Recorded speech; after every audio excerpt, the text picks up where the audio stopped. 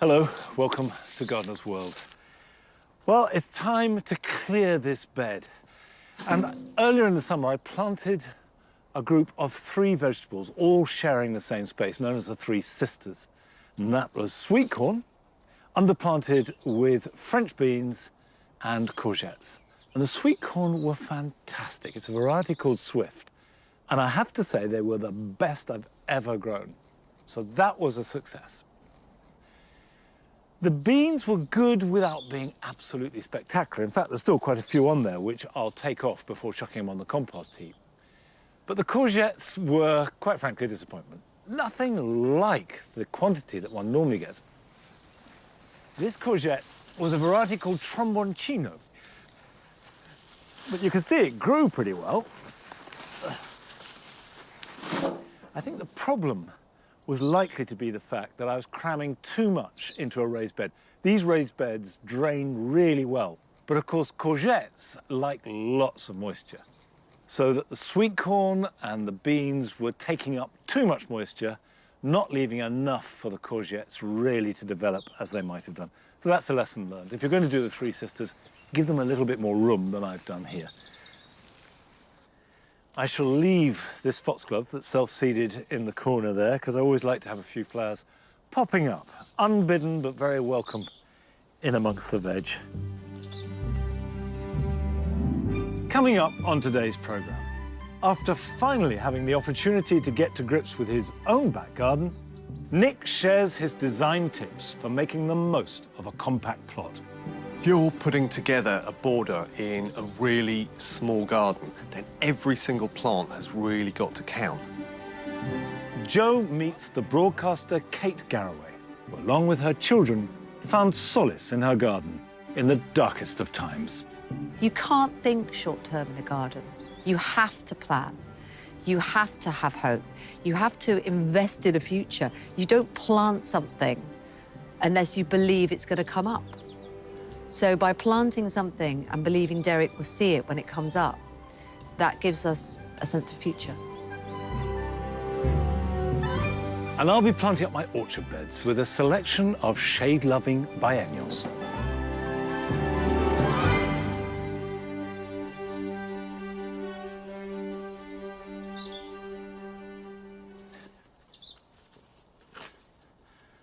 Right, well, having cleared away the 3 sisters and dug over the bed, and actually I've added a little bit of compost, it should now be ready for the next planting.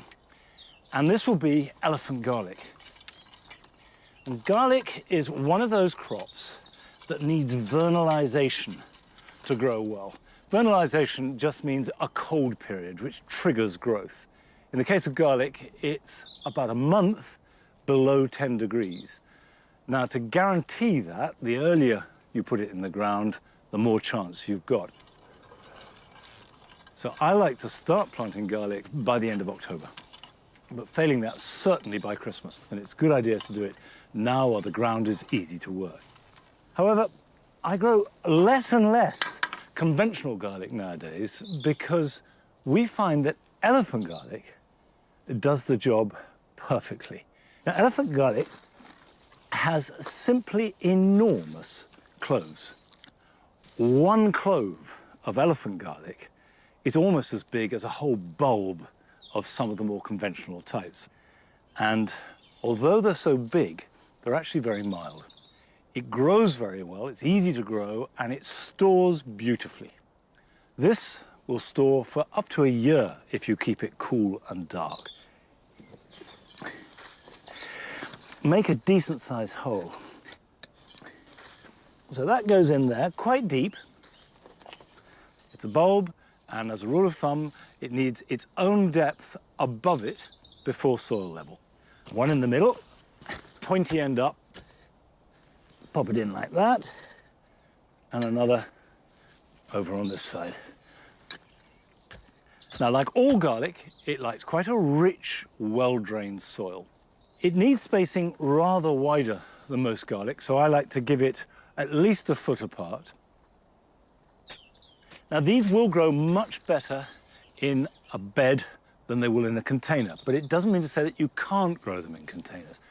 I've grown garlic in pots and they work perfectly well. Now, all I have to do is rake this over, which will cover the bulbs. They don't need watering because there's moisture in the soil, and the one thing I can be absolutely certain of is there will be plenty of rain over the next few weeks. You should start to see the first shoots appear in about a month's time. There we go. Underneath that seemingly empty surface is the first of next summer's harvest, just waiting to burst out of the ground, and because it's elephant garlic, to do so in grand style.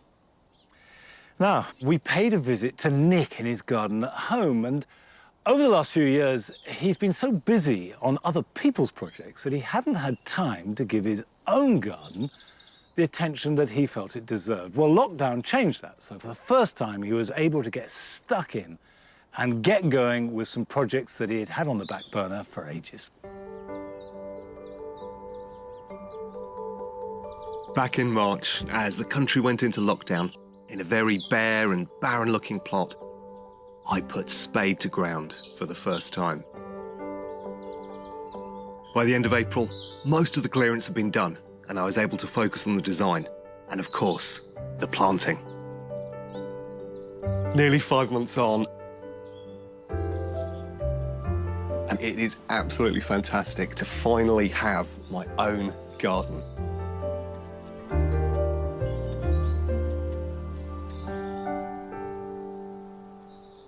It's a relatively small space, so I've employed various different design devices to try and make the most of it. One of the classic things I've done is to place the glass house over here, and it effectively divides up the garden, creating a series of what I like to call flirtations and revelations. In other words, suggesting that there's something that lies beyond. You can end up making a small garden feel quite big. The other device that I've employed is the pergola behind me here.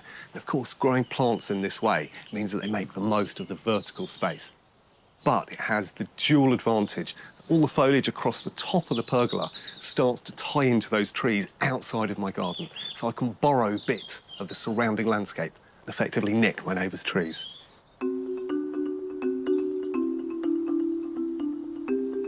All those weeks back, I was determined to try something I hadn't done much before. And at that uncertain time, it seemed crucial: growing vegetables.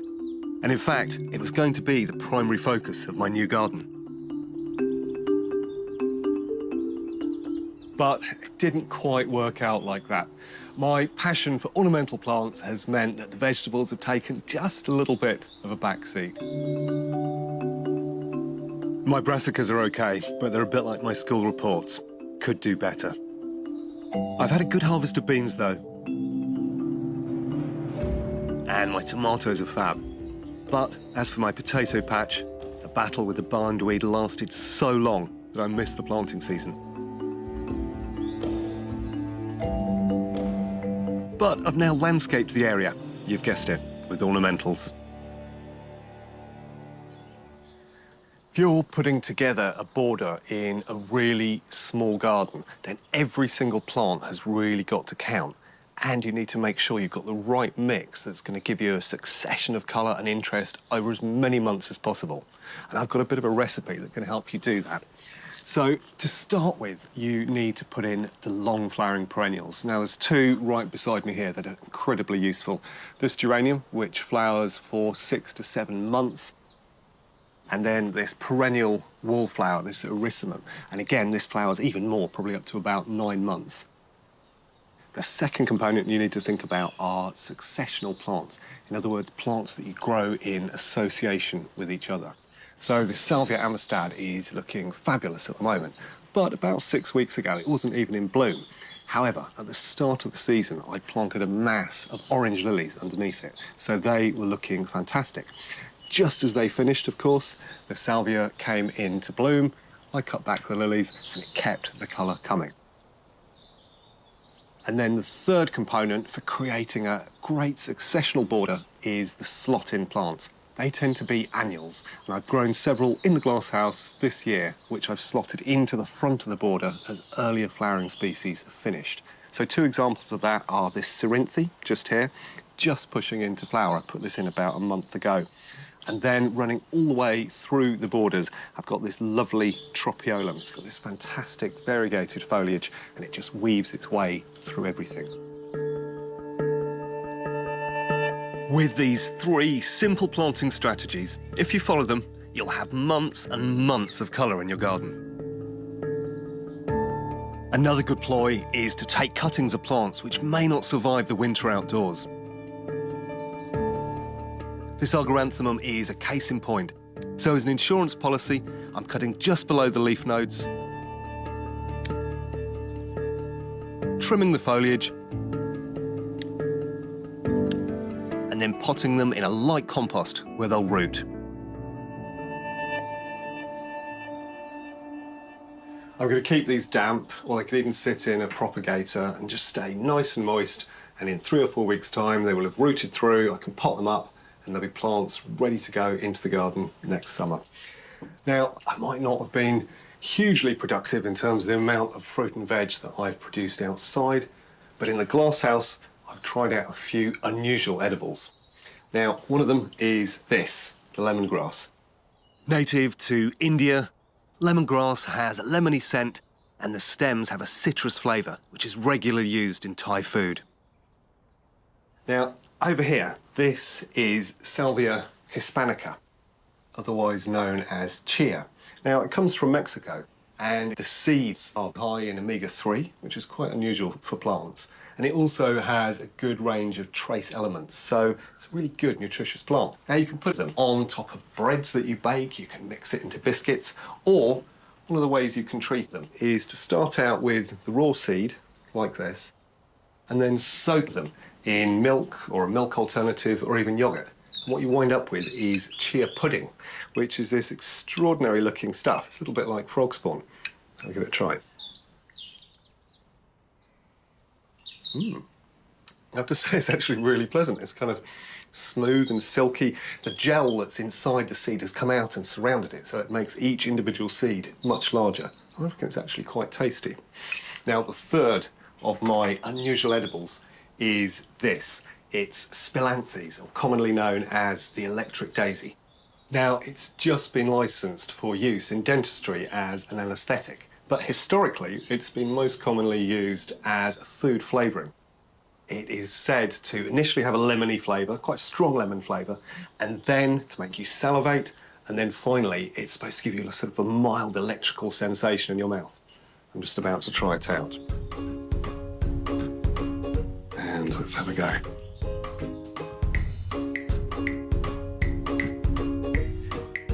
Wow. Wow. Wow. Well, I know why it got its name. That was intense and unique and lemony and slightly feel like I'm being electrocuted at the moment, but yeah, I think it's good. Phenomenal flavour, but perhaps best used in moderation. From the glasshouse to the summer house, the beds to the borders, my new garden has taken on a life of its own and become a huge part of mine.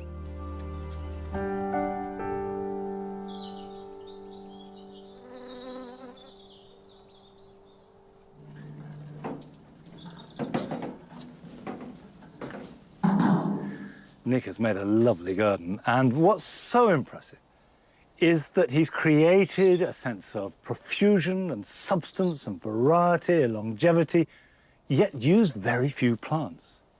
And it's that skill in expertly selecting your plants that is the key, I think. This is a tray of foxgloves that I've grown from seed. And this is a very good time of year to be planting out biennials like foxgloves. But first, we're going to visit one of your gardens. And Simone and her daughter Alessandra from West Sussex have sent us a film celebrating the seed swap that they've set up from rather an unusual base.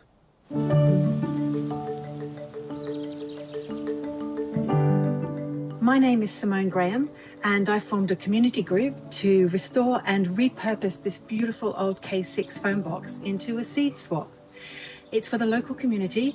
If they have surplus seed or if they have any seed they've gathered from their garden, they can bring it here and swap it for some seed that somebody else has left. So come inside and have a look. I'm going to swap some seeds today. So I've got some... Was that a foxglove? Yeah, foxglove and some broccoli. So foxgloves go in flowers A and F, right there. I'm going to choose this one, Yeah. maybe this, and then one of these.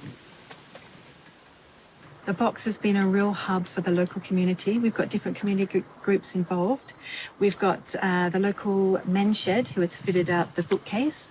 We've got a local running group who does a phone box dash on a Friday night between the different phone boxes that have been refurbished in town. And we've got the local horticultural groups involved as well, which is really great. So if you have an old K6 phone box in your neighbourhood, or you've got a corner of a store or anything, to set up a seed swap is a really great and easy thing to do.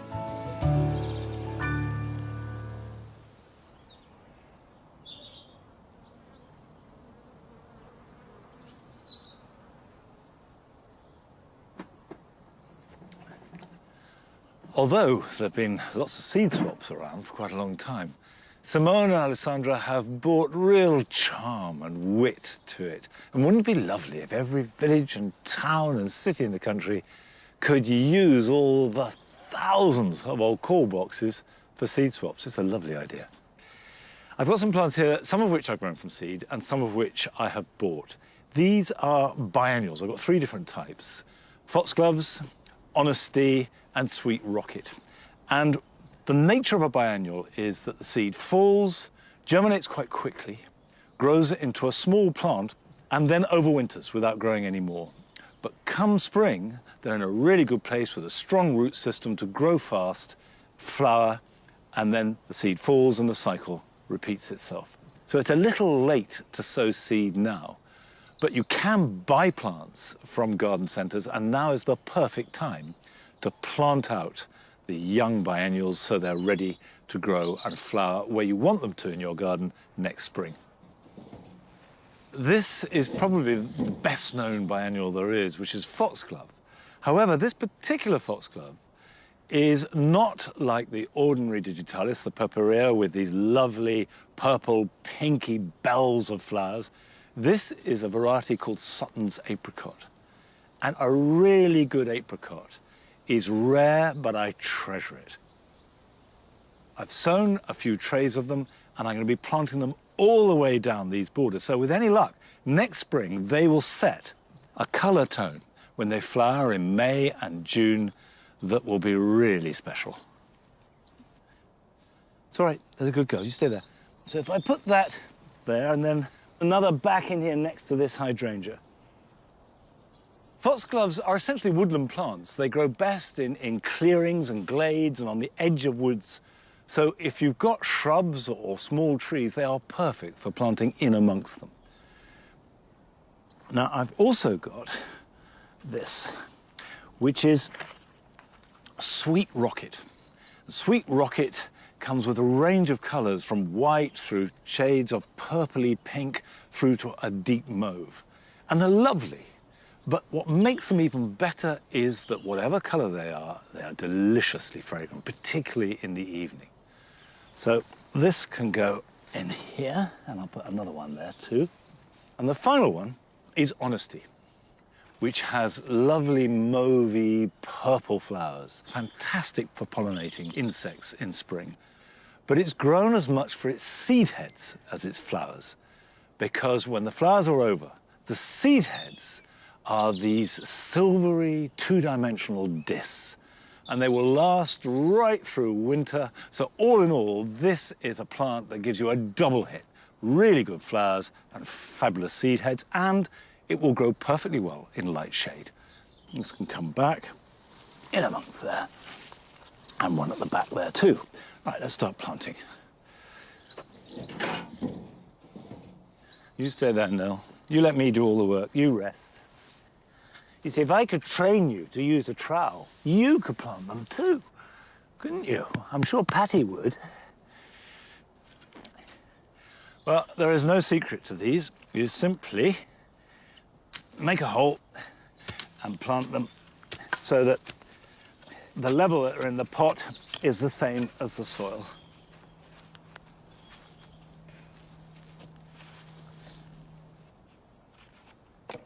It's a good idea to plant biennials in groups. However, avoid doing rows or lines or even grids, because the art of making borders like this work, particularly if there's dappled shade and a mixture of trees and shrubs and annuals and perennials, is to make it look as though it is as natural as possible. We've now got a chance to have another look at the orchid collection at Kew and join its curator, Bala Kampali.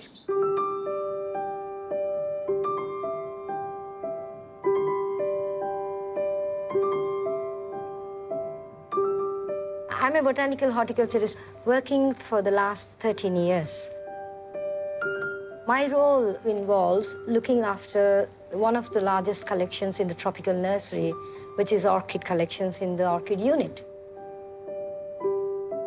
Orchids belong to one of the largest flowering plant families in the world, with over 25,000 species and still growing.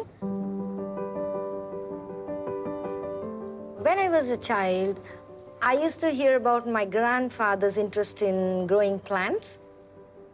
He always used to collect seeds from various parts of India and then grow them, and he used to label them very meticulously and look after them. And I started paying interest in plant life, and it became my biggest passion since I was a child. My job is not just creating beautiful displays, it's a lot more than that. My work also involves working with different scientists from all around the world.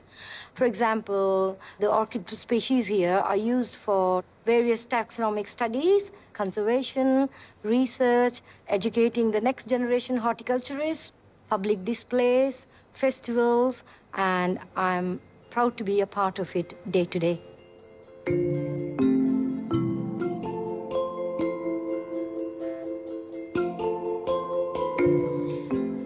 Princess of Wales Conservatory, this exhibit reminds me of my home because it shows how orchids naturally grow on their host trees in the wild.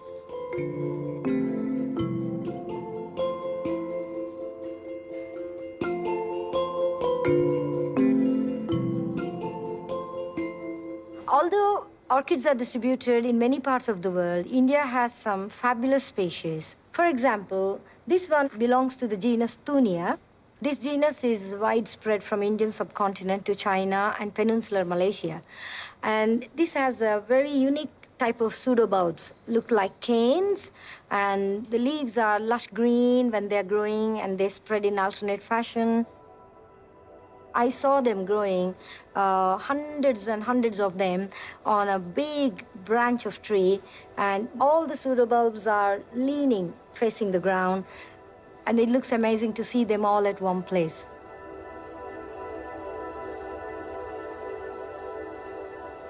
Many of us know what these are.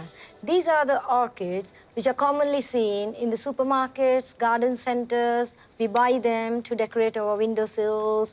What many of us don't know is these come from a very humble little plant which is called Phalaenopsis pulcherrima. Phalaenopsis pulcherrima is a particular species which is seen in northeast India in the state Assam, and they spread up to Hainan in China.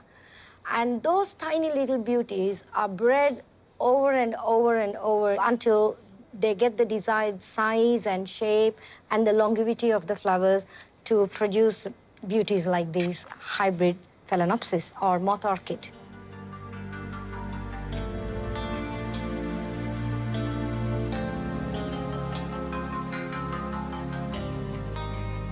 I love my job because I can always say that when I come to work, I can always say, this is my office. So this passion, it never stops.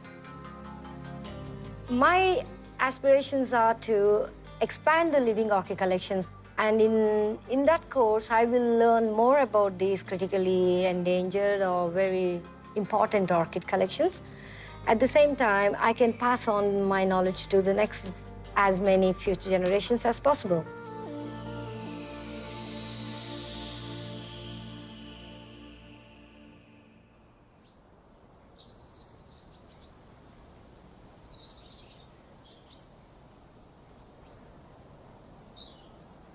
I think what is really important about what Bala is saying is that knowledge, all this incredible depth of knowledge and wisdom that people like her have amassed, should be passed on to the next generation, because knowledge can go extinct just as plants can. Now, I've got growing here in the copse nothing as extraordinary or rare as any orchid, but are unusual. And these are colchicums. This is Colchicum speciosum album. And they're great big flowers, but they don't have any foliage that you can see, so they rise out of the ground unadorned, which of course is why they're called naked ladies. In fact, they do have foliage, but it never appears at the same time as the flower. The foliage comes first in early and midsummer and then dies right back. And then in autumn, the flowers appear. And the extraordinary thing is that although I know they're here, there is something startling about their appearance every year.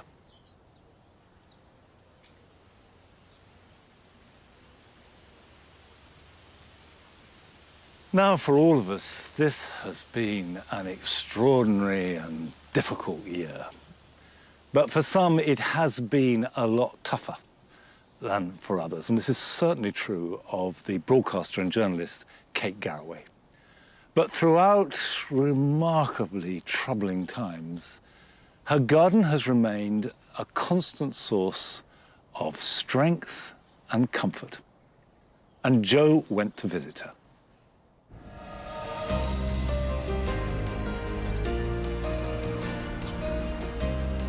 Over the past few months, we've all been through some very challenging and difficult times. And up and down the country, I think we've realised that green spaces and gardens are more vital than ever.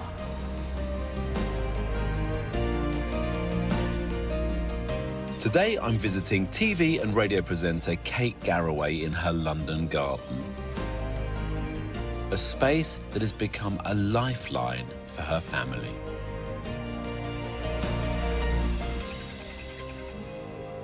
So here you go.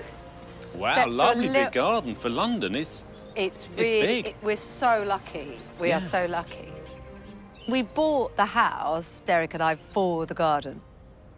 So we've been here 4 years, and I know you're probably thinking we haven't done much, but it was literally covered in brambles. Covered in those reeds. I don't quite know what they are, but you might be able to The tell. flag iris. It is flag iris. I've always called iris. them flag iris, and Yeah. everyone said they're not sure. Well, Oh, yellow, okay. big yellow. They're big yellow yeah, flowers. flag iris. So it was covered in that. But what we did have was all these incredible trees. Yeah. Apple trees, pear trees, green gage everywhere. So we lovely. probably So got it might have been an 5 orchard or something here. I wonder if it is, because lots of the gardens in the road, everyone said they've got lots and lots of fruit trees in here.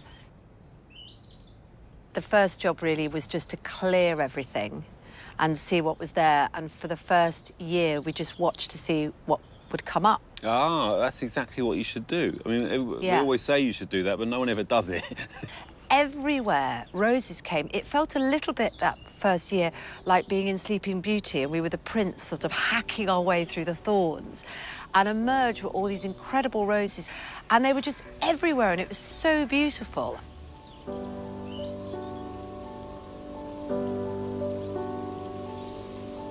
But it's obviously been an odd year Yeah.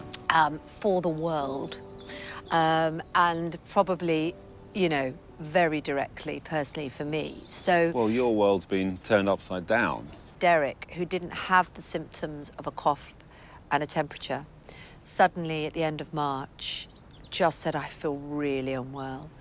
And We had 24 hours of thinking, what is this, and calling doctors, and then eventually the doctor said, call an ambulance. So this was end of March. He got into the ambulance, went to hospital, was found to have COVID. And then suddenly it just went whoom. And it just took hold and swept through his body, touching every part of his body. And he was fighting to breathe. And then, you know, one Sunday morning, they called me on the phone, on speakerphone, and said, we're going to have to put him into an induced coma. And he's just not woken up. I can remember the week before he got sick, he was saying, I think we're going to have a lockdown. I think the schools are going to close, and I think we need to think about it. And in a strange kind of way, we were almost rather looking forward to the idea of just breathing out, which I think has been the discovery for a lot of people. Yeah. So, just before all the garden centres shut, Darcy's my daughter, she's 14 and Billy's 10, suddenly said, we should grow our own vegetables, Mum, because at least then we'll survive. And I said, great idea, let's do that. And I think for her, it was about something positive to do. Yeah. It was like, I can't help Mum, I can't help Dad, I know what's going on, sort of, but I also can't do anything about it. You feel so helpless. And it then meant together, we nurtured this. And so we've had cabbages, we've eaten radishes, we've had raspberries, we've had blackberries. This became like our saviour, really, because you ask a teenager, how do you feel about the fact Dad might die? Sorry, it's hard to even say it, isn't it? How do you feel about the fact Dad might die? And they just say, okay, you know, they don't, it's too big. Yeah. It's too big a thing to take on. But when you're sitting there sort of like planting radishes, she would start asking me questions, and that allowed us to talk about it. But it's also so positive. It's doing something really positive, and I was so proud of her for that. And I could share things with her because I could see how much she wanted to know. Turn the compost over in with the other soil. It's an activity, and it's an activity that's about life. It was rather sad because the radishes came. They're one of Derek's favourite vegetables, and we ate them and he still wasn't better. So I then thought, we've got to go more long-term here. So we were planting things that were going to take longer to bear fruit. And I'd say, well, Dad will be better by then, and let's hope he'll be better by then. And of course, now that it's been so long, we've now got a huge basket of bulbs. And I was like, right, let's plant these so that when Dad comes home, the place will be full of colour. When you're living day to day on a knife edge, doing something that gives you a future just helps a sense of progress, really, where there actually is none in the direct situation. That's good, isn't it? I'd often get a phone call at midnight saying we're not sure if he's going to make it through the night. And you can't sleep after that. Yeah. So I was helpless. So I'd come out into the garden at 1 o'clock in the morning and do random mad things like water his favourite plants. You know, it doesn't take a trained psychologist to know that by watering them and not letting them die, I sort of felt like I was doing something to keep the hope alive and to keep the spirit of him alive. And I feel like nature paid me back because they then just grew the highest they've ever grown. And they flowered beautifully with wonderful yellow flowers.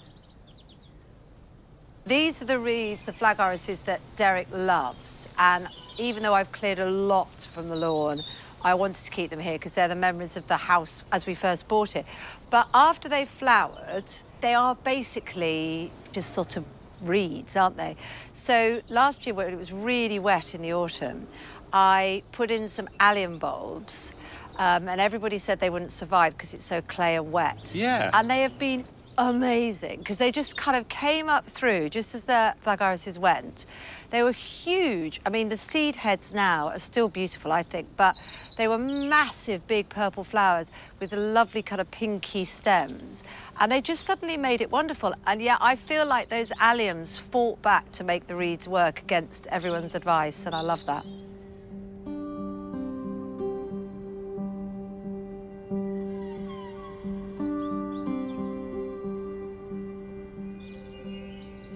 I'd often have to be up all night, still do sometimes, talking to Derek in his state on FaceTime. So they'd set up an iPad Okay. and I could talk to him on FaceTime. Obviously, he can't respond, Yeah. but I can Yeah. talk to him.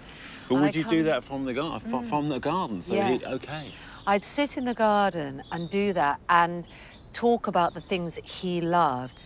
It's just a lovely thing to do. And then also sometimes where there were moments when I was really overwhelmed by fear and uncertainty and, you know, what life was going to be. And I would literally just focus on the movement of the leaves and try and stop the adrenaline and calm me. It's kind of mindfulness, and I think the garden is very effective at that. And I think being in nature, whatever patch of ground you can get to and doing that is really good for any stress. And I think it's made a world of difference.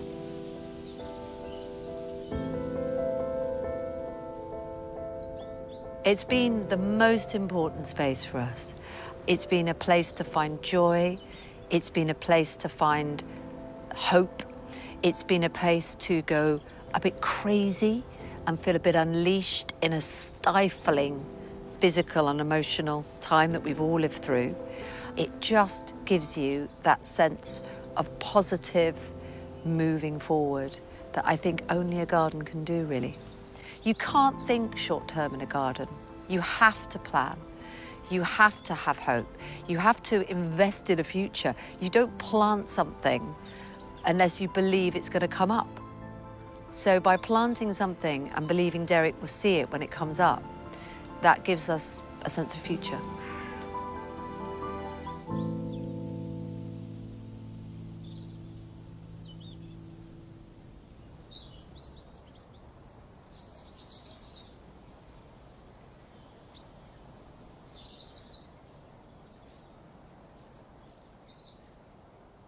Well, obviously, all of us send our warmest wishes to Kate, her family, and to Derek.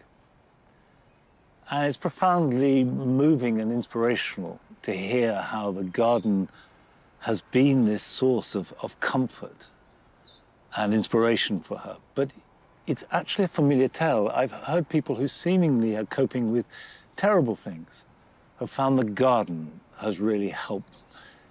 Gardens can't make our problems go away, they can't solve them, but they can help us to deal with them.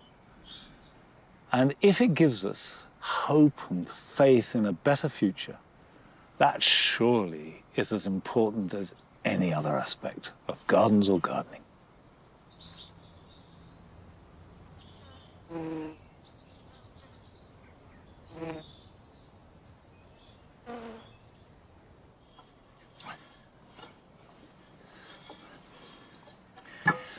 I know that for some people, February is the cruelest month of the lot.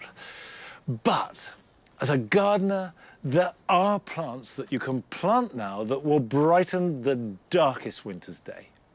And these are the jewel-like little bulbs that are small, but have really rich colours.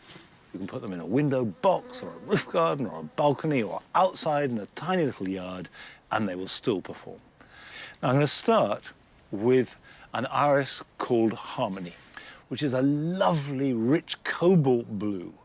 And it's got an egg yolk yellow flare on its fall. The fall is the petal that drops down in all irises.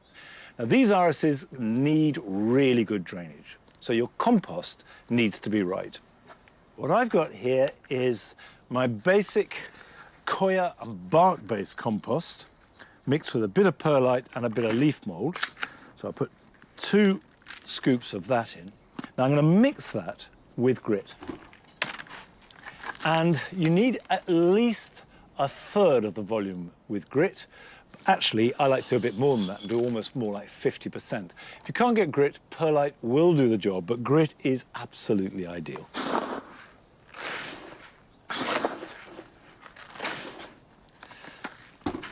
Mix it up.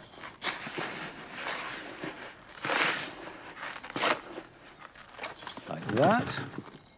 Half fill it. Then you can see that these are plump little bulbs that almost look like nuts. And of course, you always plant them pointing it up. And we can put these about an inch apart. And what I always do is make a ring right round the edge of the pot and then another ring in the gaps. Now cover it over with a layer of this gritty compost so they're fully protected. And then what I do is put a layer of grit on the top. Doesn't need to be much. When you have these outside and they're flowering in February, if there is rain or if you water them, if you just have compost, you can get splash and the petals can get stained with the compost, whereas if you have the grit, that doesn't happen. The best place to put this is outside, exposed to the elements, but covered by glass from rain, because they like to be cold in winter. But if they get too wet, then they can rot. So those are the iris.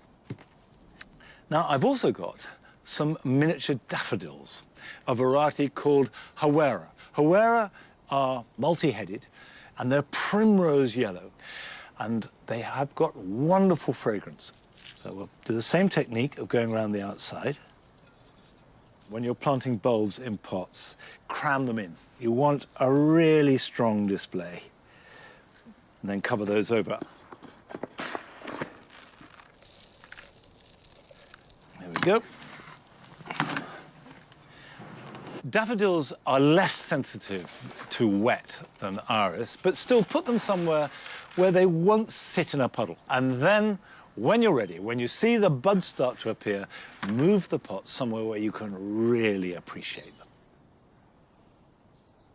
Now, that's fine if they're very small pots like this, but when you've got lots of pots and some of them are big and heavy, moving them around for any reason can be a bit of a problem.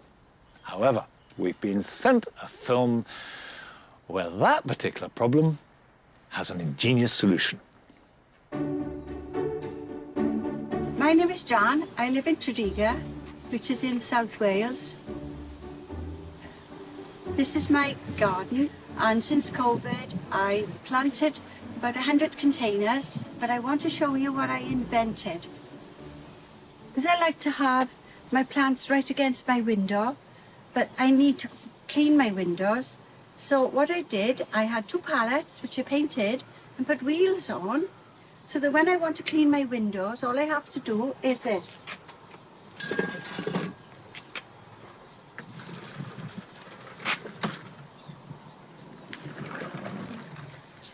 And then I can clean my windows easily and then put them all back. The other thing I've done, I wanted some height. So I bought a hairdresser stand for colours, which I planted up the pots, and I've got a bit of height and aspect.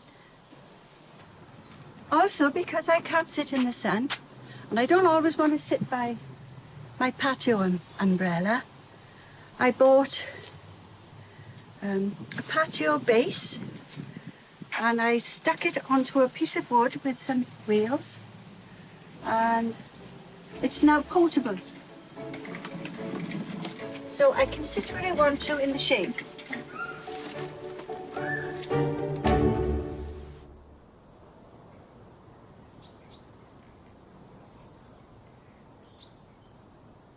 I love the way that gardeners like Jan all over the country have ingenuity that combines with just a sheer love of their plants.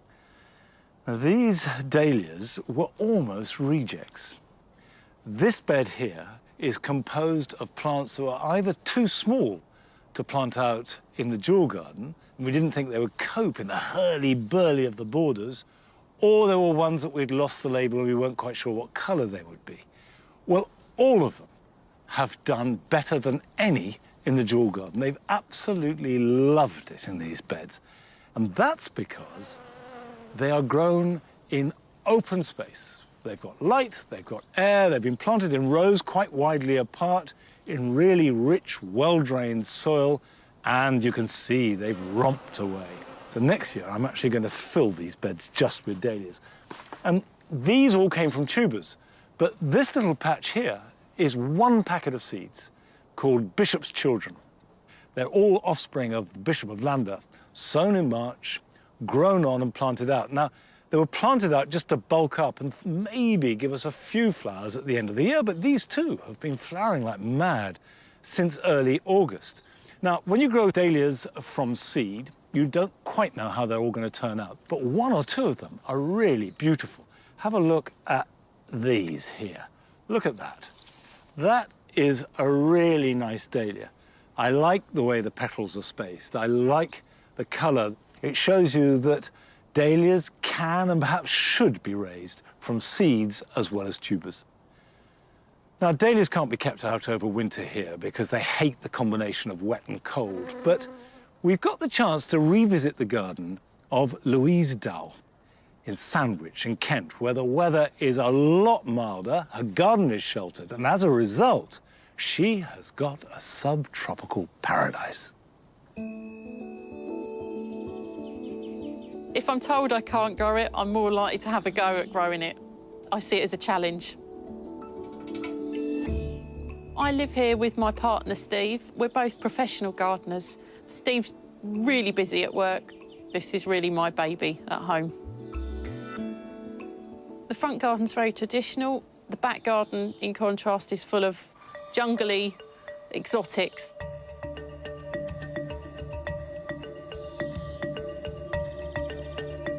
To create the jungle effect, we've used some huge plants in here for an architectural look. This is Canna Imanii. I love this canna, and I wouldn't be without it. It's a definite must-have for me. So the back garden is about 22 by 17 metres. Because the space is quite small, we've decided to break it up so that you can't see the whole plot from one vision. You keep going around a corner, around the path, and something else appears. Pathways have been put in because we wanted to create that jungle effect, to feel like you're actually in a jungle, and the plants that you can get up and touch them, things like the Eupatorium capillifolium. You just got to give it a stroke every time I go past it.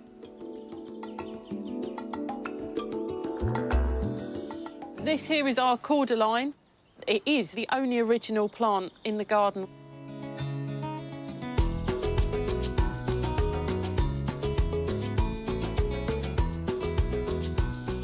So here's the cordyline with its house plants hanging on it. They come out for their summer holiday, the house plants. And some of the Spanish moss. Lovely rippled bark on it. It's very tactile. There's some bromeliads as well.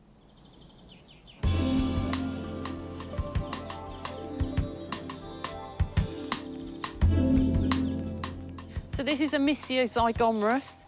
It's a member of the pea family. It's a hardy herbaceous perennial for us here, but not necessarily for the rest of the country. It's quite a nice open habit to it, so I always grow something round its bottom to cover up its bare bottoms. I don't like seeing any soil, so this is Irisine herbstii and Panicum frosted explosion grown in here with it. The garden primarily is a foliage garden, but we like to add a little zing of colour just to break it up, but not overly flowery in the garden. This is a fimbriated dahlia. Most of our colour choices in the back garden are hot pinks and oranges.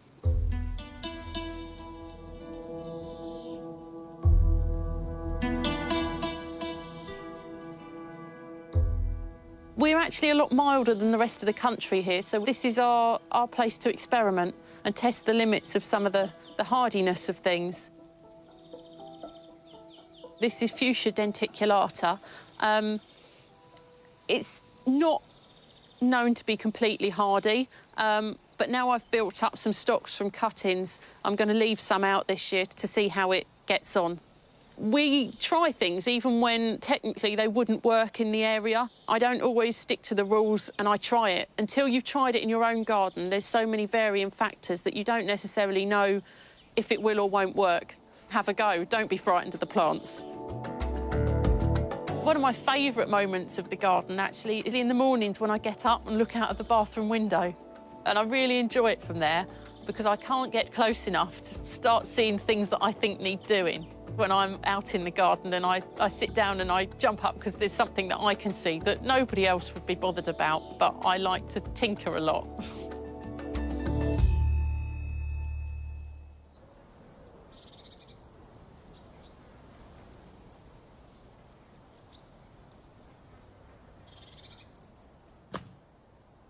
Well, I do exactly know that feeling that Louise talks about, both of the desire to tinker whenever you're out in the garden, and also that first view of the garden. You look down, whether it be from the bathroom or the bedroom, and you can see all that's good and you can't see any of the bad. And sometimes that's when the garden is at its very best. Now, I can't pretend that any grass here at Longmeadow is worth any kind of inspection. It is low quality, and in a way that's deliberate, because I got rid of any lawns that we had, and wherever possible, I've tried to change short mown grass to long grass, which is brilliant for wildlife and also a really good basis for introducing bulbs and wildflowers. But it doesn't matter whether you have a narrow grass path or a great big lawn that you want to look as good as possible, because now, in October, is the time to give it a little bit of TLC to set it up for next spring. And good grass grows best with really good drainage and lots of water. So the first thing to do is to get rid of all the dead growth that has accumulated over the summer, and it could be moss, it could be thatch, and just scratch it out with a wire rake. And rake it vigorously.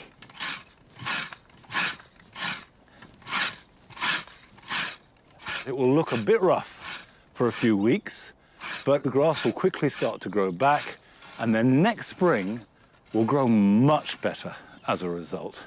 Having given it a good scratch and got rid of all the loose, dead material, the next thing to do is to deal with compaction. The easiest way is simply with a garden fork, and just push it down and wiggle it about. And you do this about every 6 inches, and you can feel the compaction breaking up. And if you've got a relatively small area, this is a very good way of doing it.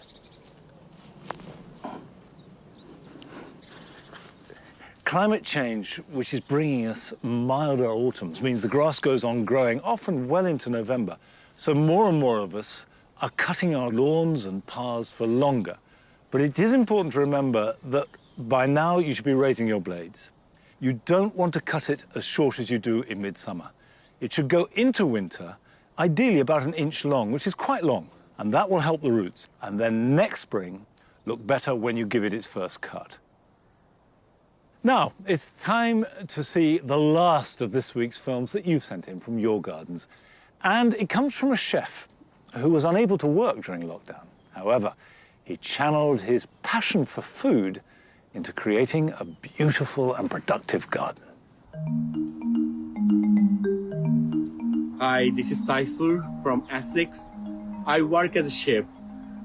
Cooking good food and bringing a smile to others is my passion. Since April, I'm not working. Beginning, I was a bit shocked, but I didn't waste my time.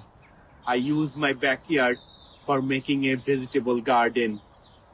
With a good care, you can do everything. From chili to eggplant, everything is possible with a good care. Many people ask me, what's the secret for growing my vegetable? Let me tell you, all my kitchen waste I use for making good organic compost. You can make whatever you want with your backyard garden vegetable.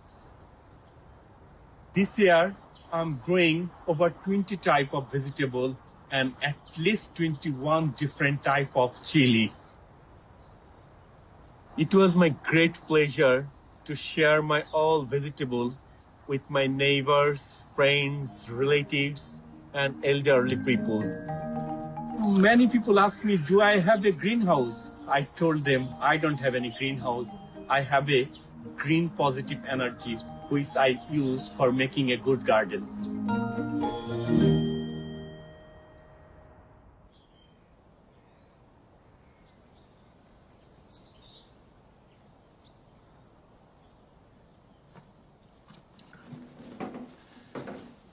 If my vegetables were as good as that, I would be very proud. I've got here, and I don't know if Saifa grows this, Mitsuna, both green and purple. And I intended to plant them out earlier, but there were no beds free, and I potted them on. I always grow Mitsuna because it is a really good winter vegetable because it's lovely in salads, quite like rocket. The purple Mitsuna is slightly more mustardy than the green, but they're both brassicas, both oriental vegetables. They don't need much protection in winter. I normally cloche them or fleece them if the temperature drops below about -7, -8, and I know for many parts of the country it never gets that low. And if you give them reasonable soil, reasonable drainage, they will grow and you can keep cutting them and they will grow back. They are a cut and come again veg. A slug has been having a little nibble at these, but by and large they don't like the mustard flavour of it. Now, while I'm planting these out, here are your jobs for the weekend.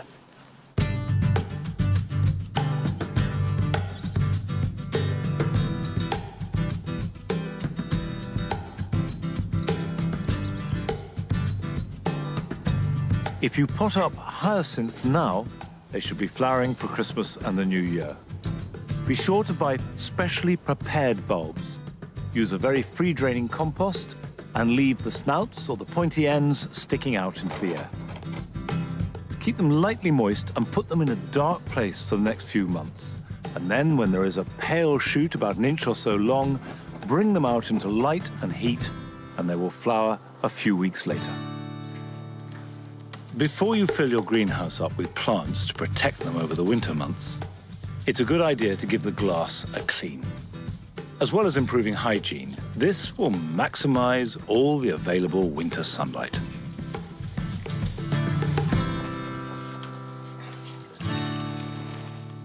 You can get an earlier crop of broad beans by sowing some now. Choose a hardy variety like Aqua Dolce and sow them as you would your main crop, with each bean about 6 to 9 inches apart and in rows. Cover them over and label them. And the whole point is that they will get an early start as soon as the weather warms up next spring.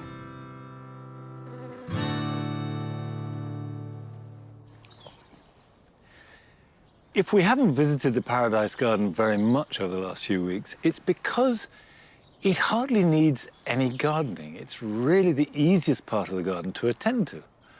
Everything just does its own thing quite happily. The pots need watering and feeding every week, but other than that, that's it. And as long as the mild weather continues, the verbena and the gara will go on flowering. And I may not do much gardening here, but I do spend quite a lot of time just quietly enjoying it. But no more time for today, I'm afraid. We'll be back next week, but at 9 o'clock. So I'll see you then. Bye-bye.